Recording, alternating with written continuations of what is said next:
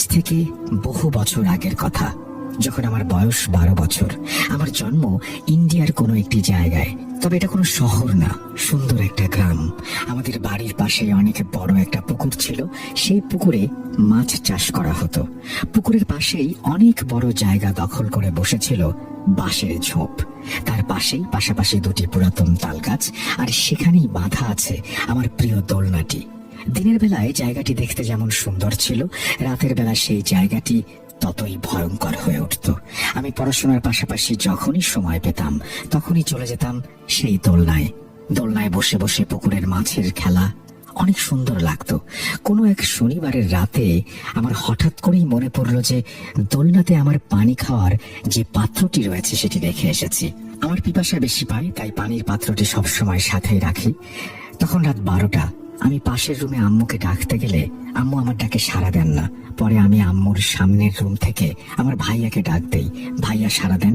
কেবলই ঘুমিয়েছেন দেখে তিনি আমাকে সান্ত্বনা দিয়ে বলেন, যা, আমি তোর পেছন পেছন যাচ্ছি। আমি ভাইয়ার কথা শুনে ভালোভাবেই বুঝতে পারলাম ভাইয়া আমার সাথে যাচ্ছে না। আমি যেন ভয় না পাই তাই সে এই কথা বলছে। আগেই বলেছি জায়গাটি ভয়ঙ্কর আর অন্ধকার, তাই আমি মনের সাহস নিয়ে চলে যাই দোলনার কাছে।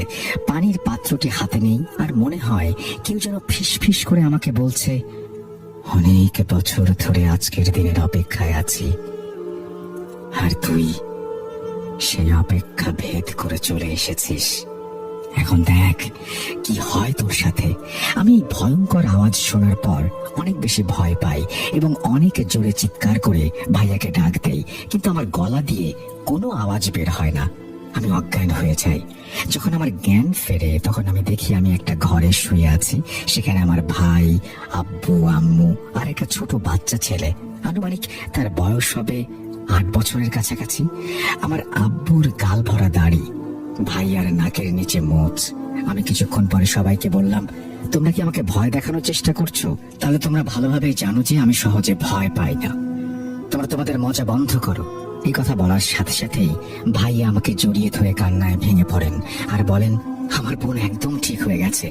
আমার বোনকে দেখে আর কখনো ভয় পাবো না। ইসমাইল তার বোনের সাথে খেলাধুলা করবে।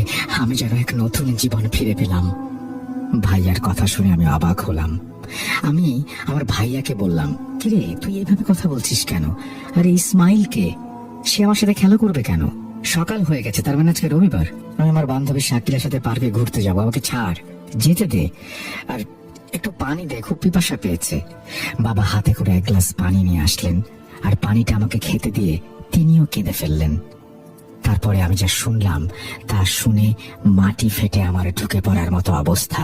বাবা বলল, মাগো জানিস এটা হচ্ছে 1990 সাল, আর আজকে তোর 21 বছর পূর্ণ হলো। আর এই যে তোর প্রিয় বান্ধবী শাকিলা, তার সামনের সপ্তাহে বিয়ে হতে চলেছে। আন্টি তখন হঠাৎ করেই চুপ হয়ে গেলেন। তার চোখ দিয়ে পানি পড়ছিল, আর নিজেকে সামলাতে না পেরে কাঁদতে কাঁদতে আমার রুমে ঢুকে গেলেন। আমি আন্টির ভাইকে উদ্দেশ্য করে বললাম যে, কি হলো তারপর আঙ্কেল? আমি এখন পর্যন্ত বুঝতে পারছি না আন্টির সাথে কি হয়েছিল। এই 8 বছর আন্টি কোথায় ছিলেন? এরপর আঙ্কেল আমাকে পুরো ঘটনাটা বললেন। তিনিও 1 গ্লাস পানি খেয়ে হিন্দিতেই ঘটনাটি বলতে শুরু করেন। বোনের বাইরে যাওয়ার কথাটি শুনে না ঘুমিয়েও চোখ বন্ধ করে বিছানায় শুয়েছিলাম। বোনের আসার অপেক্ষা করছিলাম, কিন্তু অনেক দেরি হচ্ছিল। তবুও আমার বোন আসছিল না।